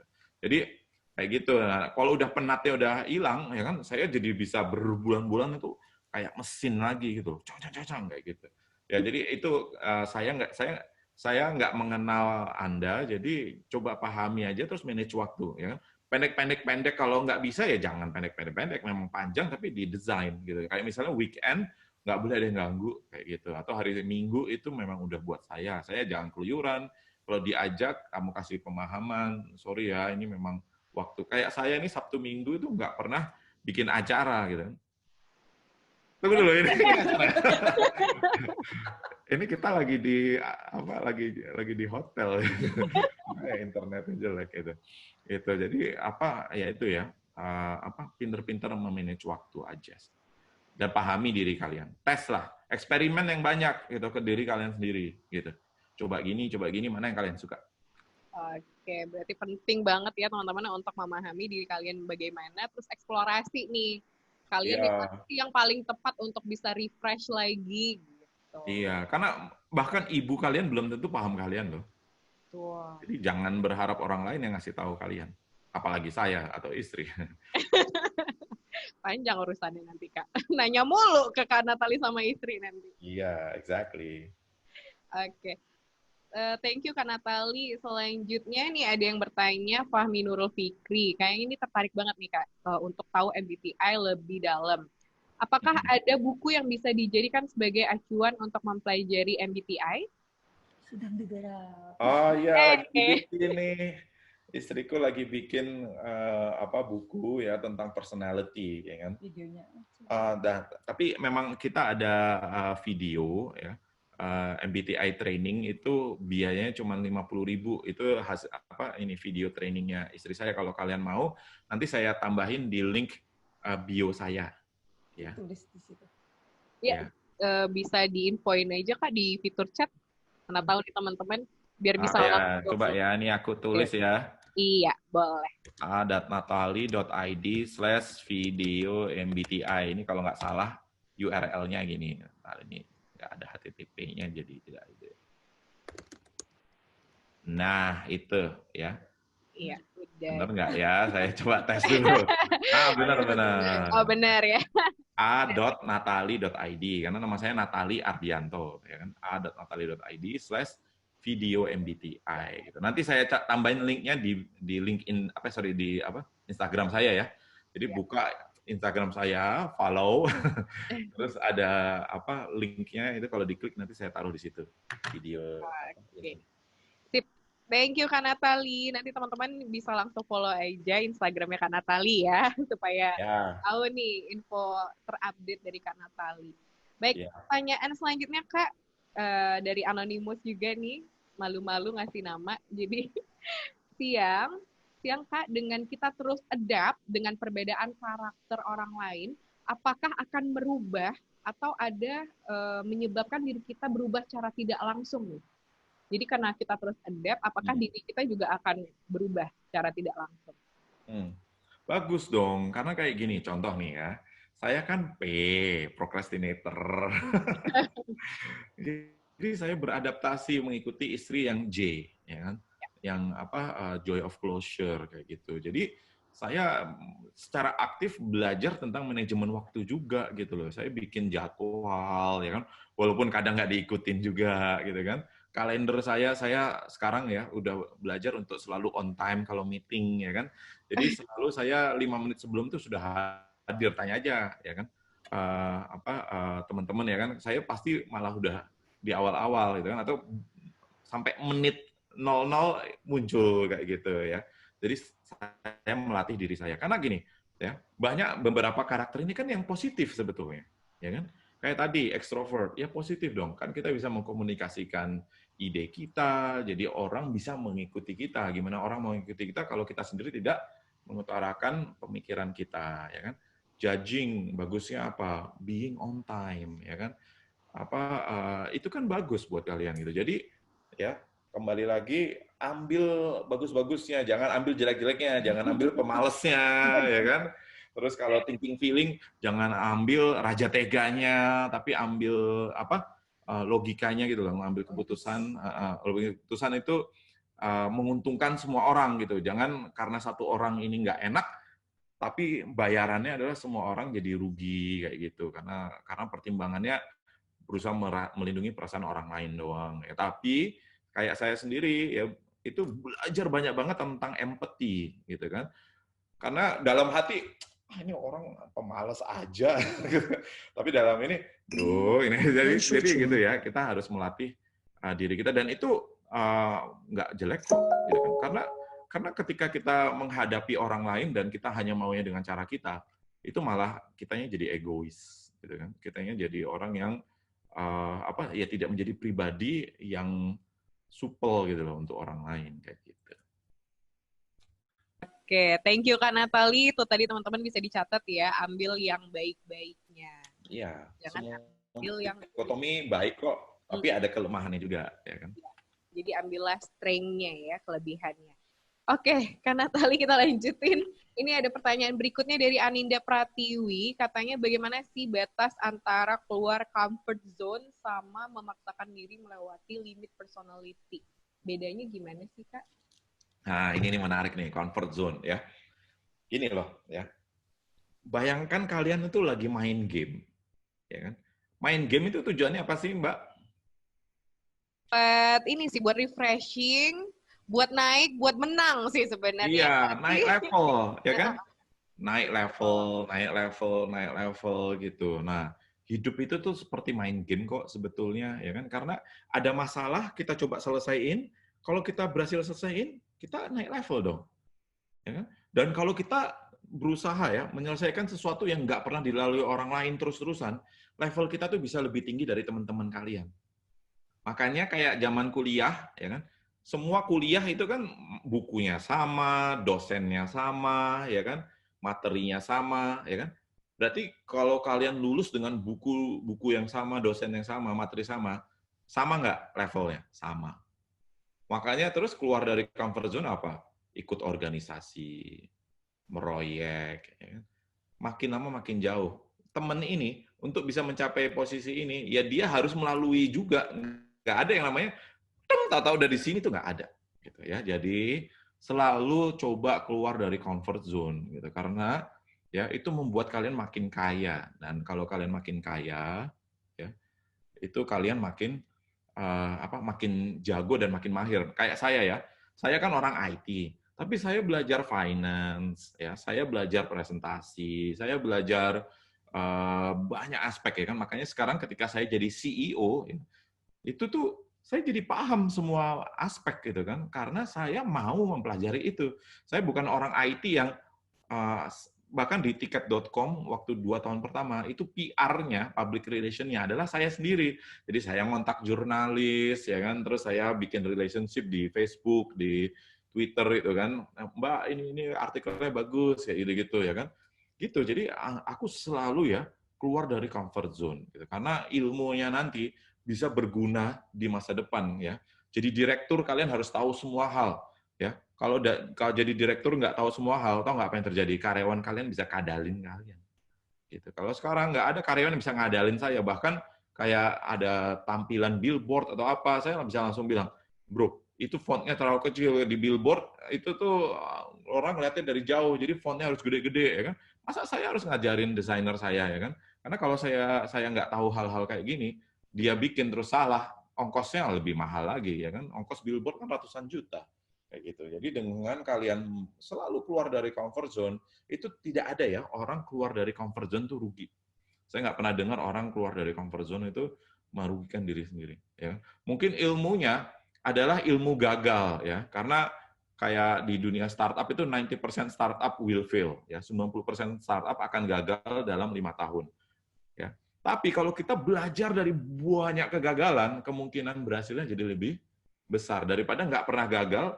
Ya, baru pertama kali dia jadi mencoba dan gagal, ya itu baru dia sebutannya bayar hutang gagal gitu. Jadi ongkos belajar gitu. Jadi kita lagi membayar ongkos belajar. Karena kalau kita banyak gagal itu tuh nanti suatu saat kita tahu apa-apa saja yang harus kita hindari supaya tidak gagal. Tapi kalau nggak pernah keluar dari comfort zone, pasti gagal dulu juga gitu. Jadi semua orang itu sebenarnya tingkat kegagalannya sama, cuman siapa yang duluan merasakan kegagalan itu, ya kan? Sehingga nanti dia bisa mendapatkan keberhasilannya lebih dulu. Gitu. Oke, wah mantap banget Kak Natali, thank you banget. Jadi teman-teman jangan pernah takut untuk keluar dari comfort zone ya, terus mengembangkan diri kalian nih. Open to new experience itu perlu banget. Yes. Oke. Nah, Kak Natali, karena keterbatasan waktu, kita jawab satu pertanyaan lagi ya. Boleh. Oke. Satu pertanyaan lagi nih, lumayan banyak ditanyakan sama clubbers kita, Kak, di fitur Q&A. Mereka pada mostly bertanya, apakah karakter MBTI dapat berubah seiring berjalannya waktu? Ini banyak banget yang nanya. Silakan. Ya. Nah, ya. MBTI ini itu menurut saya ya, itu adalah cetakan dari Tuhan. Itu udah diberi oleh Tuhan. Nah, kok bisa berubah-ubah ya, Kak? Nah, kalau istri saya selalu bilang, itu show off mentality. Ya, show off mentality itu gimana? Jangan contohnya gini nah, kalau istri saya selalu bilang ya, MBTI jangan dites untuk asesmen masuk. Kenapa? Pertanyaannya kayak gini kan, apakah Anda disiplin waktu? Menurut kalian jawabannya apa? Iya Kalau dong. ditanya di pekerjaan, ya harus iya dong. Kalau enggak, takut nggak diterima. Ya kan, disiplin waktu berarti J. Ya kan, tiba-tiba MBTI saya P jadi J. Gara-gara pertanyaan ini pertanyaan pekerjaan. Nah, ingat ya, waktu mengerjakan tes MBTI jangan menggunakan situasi saat ini. Gitu. Tapi apa yang nyaman di diri kalian. Kalau kalian tadi ya, saya ya kayak saya ya, saya akui saya tuh suka nyantai, ya kan? Saya tuh nggak suka yang dikejar-kejar waktu, ya kan? Itu perceiving gitu loh. Tapi kalau di dunia kerja, saya harus jadi judging yang harus selalu on time, kayak gitu. Ya kan? Jadi bukan lagi berubah. Tadi yang saya bilang, lagi pindah kamar. Ya, tadi kamar saya INTP, tapi kalau entrepreneur itu ENTP.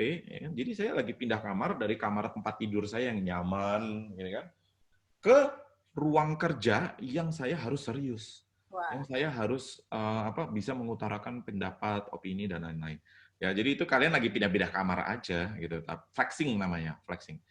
Tapi sebetulnya MBTI kalian itu tidak pernah berubah dari kecil. Bahkan ya, kita tuh pernah ada orang finance, ya kan? Orang finance itu jago banget, ya kan? Tapi waktu dites MBTI sebetulnya dia nggak cocok di finance, ya kan? Kenapa? Karena dia sudah melatih diri dia untuk menyukai rutinitas, gitu loh. Padahal dia intuition, tapi karena dia udah terlatih, ya kan, dan menerima keadaan, ya kan, ya dia jadi orang finance yang hebat, dan itu nggak salah kok, ya. Saya sebenarnya bukan MBTI entrepreneur, tapi saya mengubah diri saya, ya kan, flexing supaya orang bisa mengerti visi misi yang saya inginkan gitu dengan lebih komunikatif kayak gitu. Kayak gitu ya, teman-teman. oke, thank you banget Kak Natali. Berarti flexing itu perlu ya, sebenarnya Ya, pasti. banget ya. Menghadapi orang lain harus flexing juga.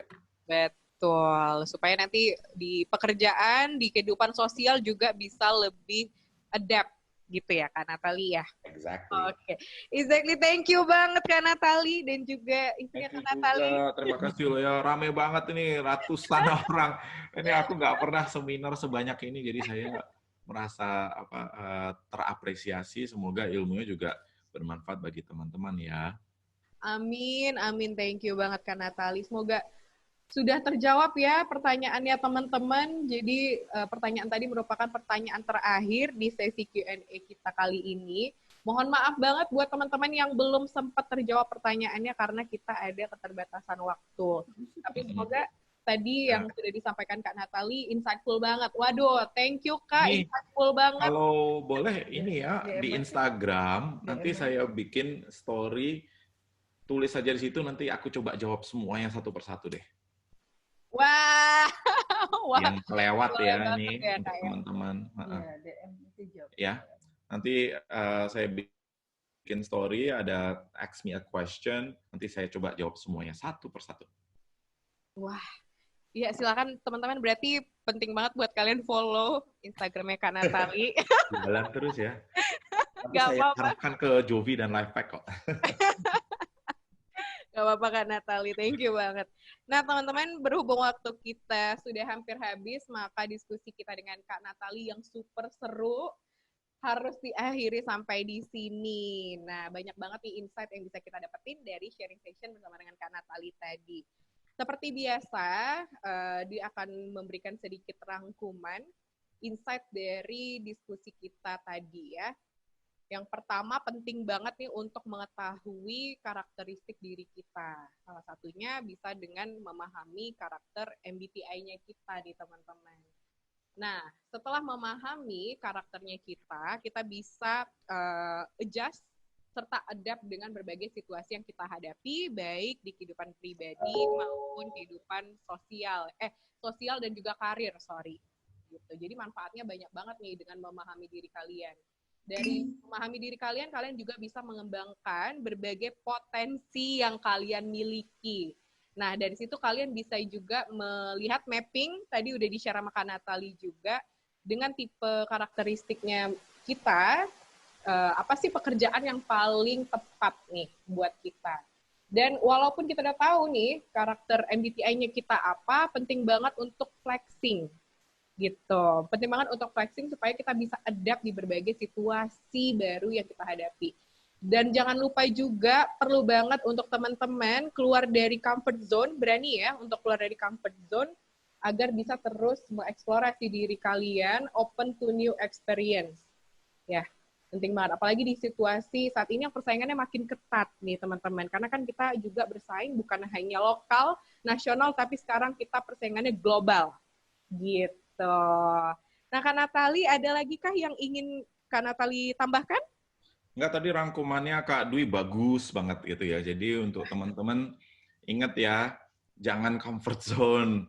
Sayang masih muda apalagi gitu. Karena nanti kalau udah usia 35 ke atas ya, kalian udah tidak bisa memilih gitu ya kan. Apa yang sudah kalian miliki itu tuh nanti most probably akan menjadi sesuatu yang akan kalian bawa sampai akhir hayat kayak gitu. Jadi eksplorasi sebanyak mungkin sampai usia 35 gitu. Karena kalau udah 35 tuh biasanya udah punya istri, udah punya suami, udah punya anak ya kan.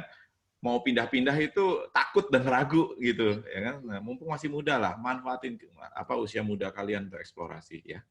Benar banget teman-teman. Jadi jangan pernah menyia-nyiakan waktu yang kita punya ya, teman-teman. Dari mulai sekarang, apalagi habis dengar sharing session dari Kak Natali, langsung nih, habis ini kalian mikir mau ngapain ya? Saatnya nih memahami diri sendiri, terus planning deh ke depannya mau gimana. Cari kesempatan baru untuk eksplorasi kalian seluas-luasnya. Oke. Nah, teman-teman, sebelum sesinya berakhir, seperti biasa, Dwi mau minta tolong banget nih buat teman-teman sekalian mengisi form evaluasi. Ya, bisa dengan cara scan QR code seperti yang tertampil di layar Zoom-nya teman-teman, atau bisa juga dengan mengakses linknya bit.ly/rsrclubitmi. Nah, bisa dengan dua cara. Susah banget. URL atau apa itu? Ini udah di-adjust nih Kak untuk setiap webinar. Tenang aja Kakak.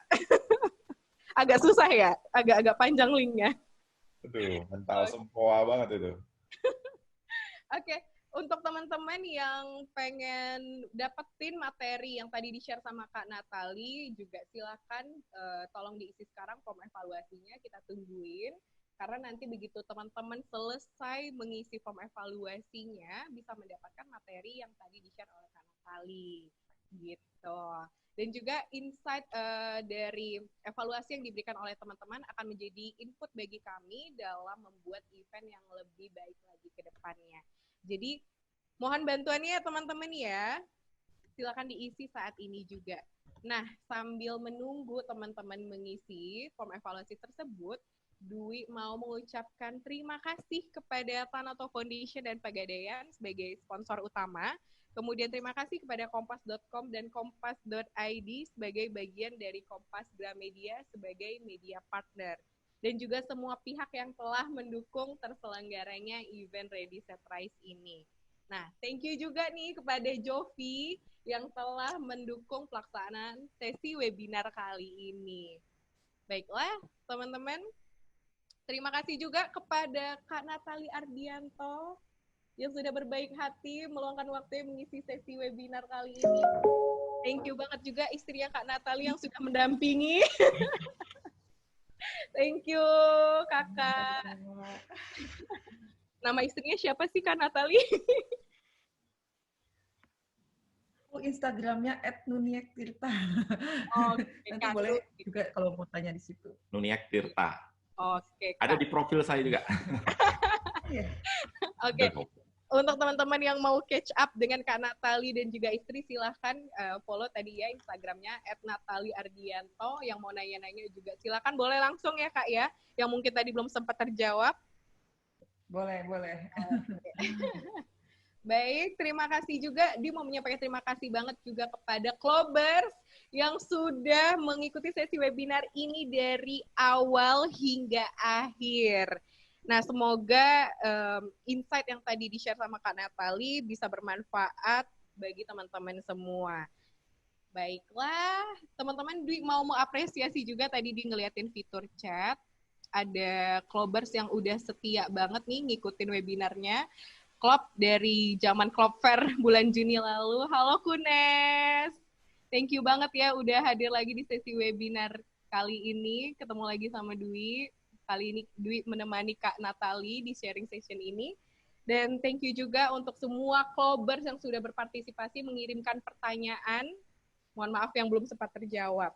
Nadi mau mengingatkan bahwa ada 9 paket promo di Event Ready Set Rise yang bisa membantu teman-teman untuk start stronger, do better, dan go further. Gitu. Salah satunya ada paket Start Your Career and Prepare Your Success yang bisa dibeli dengan harga spesial hanya 10.000 aja. Jadi habis ini langsung ke landing page-nya klop.id/readysetrise dan silakan untuk informasi lebih detailnya. Dan teman-teman, event Ready Set Rise berlangsung sampai hari ini hari terakhir, Sabtu 3 Oktober. Setelah ini ada berbagai sesi webinar lainnya yang masih bisa teman-teman ikuti. Yang paling dekat ada nanti bersama dengan Pangeran Siahaan dan juga siapa nih? Mas Riko Pramono di The Fun of Working at Media Industry. Serta juga ada sesinya Tanoto, Create Your Own Path bersama dengan Kak Buman Taragani yang kemarin ikutan webinarnya tapi belum sempat terjawab pertanyaannya mengenai April Company, bisa juga ikut sesi webinar selanjutnya ya. Dan berbagai sesi webinar lain silakan teman-teman dilihat dan langsung registrasi habis ini. Ikutin semua sesi webinarnya. Baiklah, kita sudah sampai di penghujung acara. Setelah pesan-pesan tadi, terima kasih kepada semuanya, Kak Natali dan Klober semua. Terakhir, saya Dwi dari Klop, pamit undur diri. Senang banget bisa ketemu sama Kak Natali, sama istrinya juga, sama teman-teman semua. Jangan lupa untuk start stronger, do better, dan go further. Sehat-sehat ya Kak Natali dan juga istri. Sukses terus. Thank you banget. Thank you. Bye-bye.